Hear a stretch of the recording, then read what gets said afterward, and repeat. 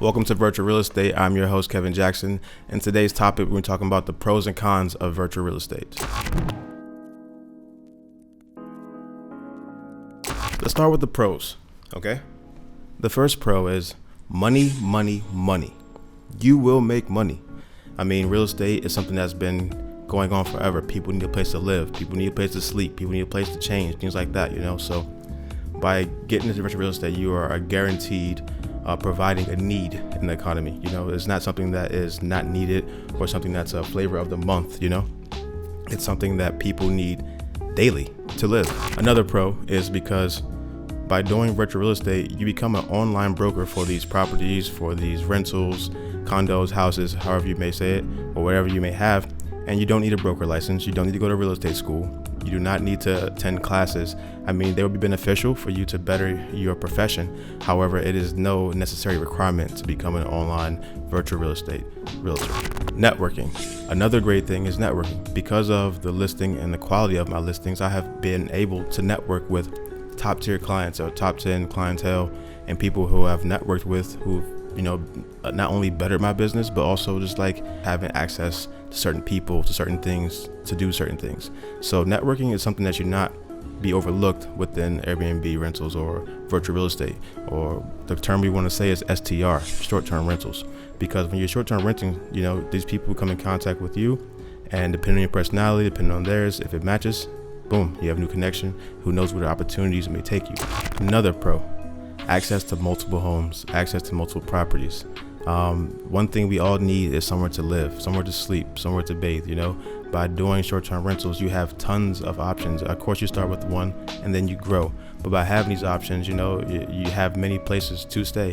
And this is a pro in my book, because at the end of the day, you're never technically homeless. There's always going to be something that's empty.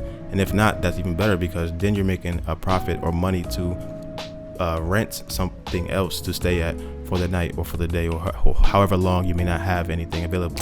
Now let's get into the cons. Some of the cons. The biggest one, guests being dirty and needy. How to prevent this? Put tons of cleaning supplies within the unit so they can clean. Also, if they are needy, you can hire property managers. You can have automated responses for things that they regularly inquire for. People may require for things like a broom or extra towels or extra blankets. These are things you could prepare for that you will learn going within your career in short-term rentals with virtual real estate.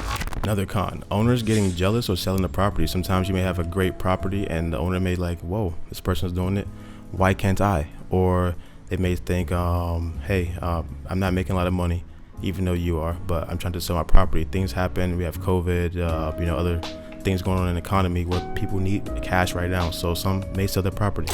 Another thing, unfair ratings.